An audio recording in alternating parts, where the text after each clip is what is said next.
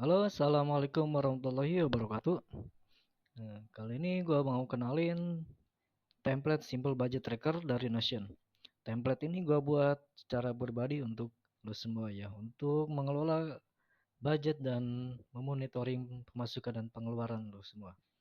Nah, di bagian sini lisensi dan ketentuan penggunaan.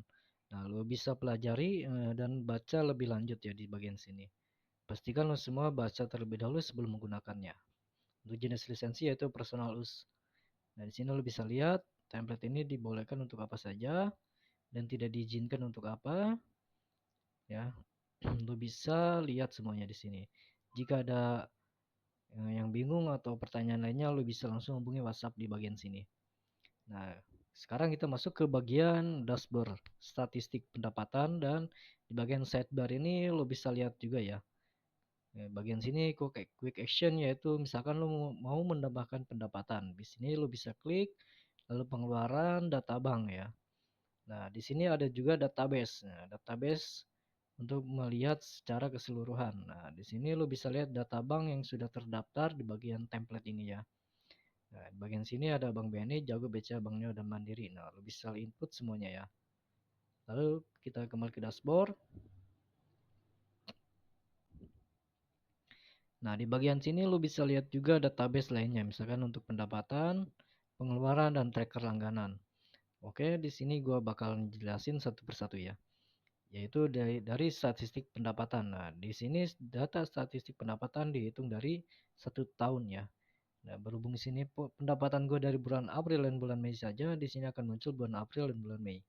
Lalu bisa lihat bagian sini pendapatan bulan Mei dan bulan April ya. Lalu di bagian bawahnya ada tracker langganan. Nah, di mana misalkan lo berlangganan tools, software dan lainnya lo bisa masukkan ke dalam tracker langganan. Nah, di sini ya. Nah, di bagian sini kenapa Semrus ada di bagian awal karena sisa waktunya tinggal 23 hari lagi ya. Jadi sisa waktu yang mendekati maka ada di bagian awal. Nah, kita buat misalkan sebagai contoh kita tambahkan data terkerlangganan ya. Di sini lo bisa klik new page ya.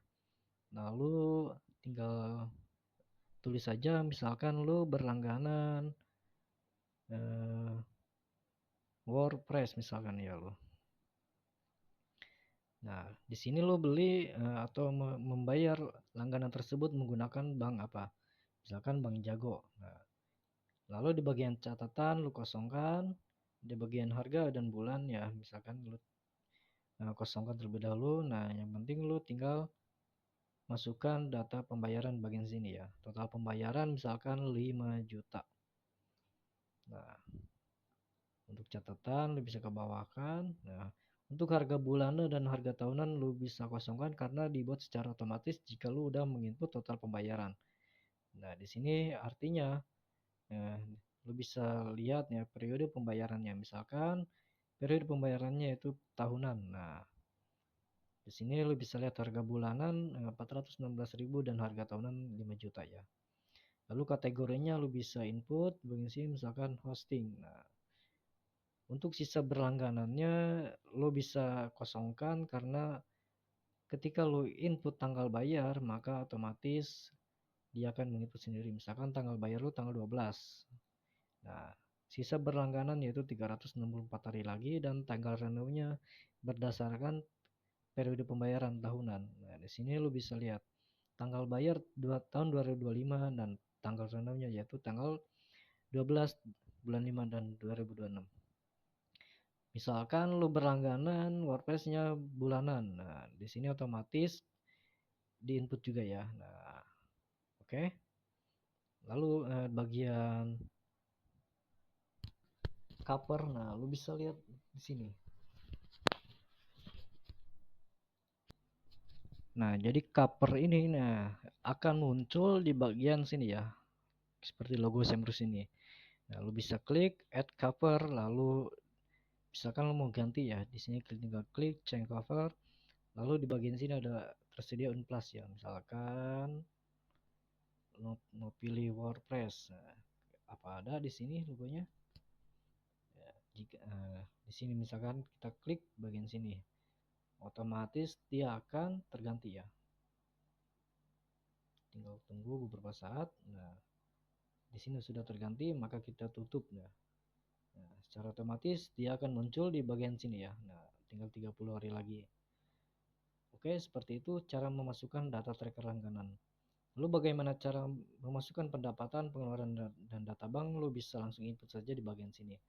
Pendapatan lu bisa input, tinggal klik. Nah, di sini pendapatan misalkan dari jasa website ya. Nah, seperti itu. Tanggalnya lu bisa masukkan tanggal 12, sumber pendapatan yaitu freelance misalkan. Jumlah pendapatannya misalkan 5 juta. Nah, lalu uang ini ya masuk ke dalam bank mana? Nah, lu bisa klik bagian sini, misalkan Bank Jago. Nah, di sini catatan opsional bisa lu input atau tidak ya.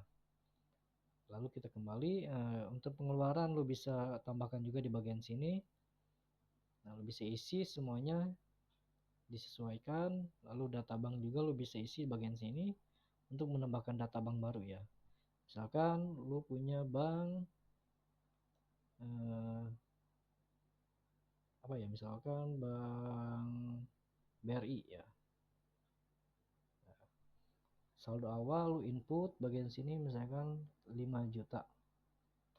Nah, untuk total pemasukan, pengeluaran, dan lainnya lu kosongkan saja ya. Karena di sini akan diinput secara otomatis. Lu bisa kembali.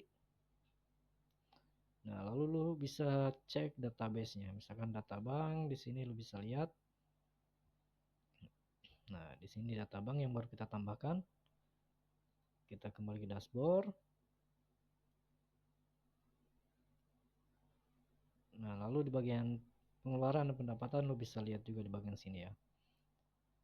Oke, mungkin itu aja yang bakal gua jelasin ya. Kurang lebihnya kalau misalkan lu bingung cara menggunakannya, lu bisa langsung hubungi gua langsung ya. Tinggal klik di bagian WhatsApp. Oke, mungkin itu aja. Assalamualaikum warahmatullahi wabarakatuh.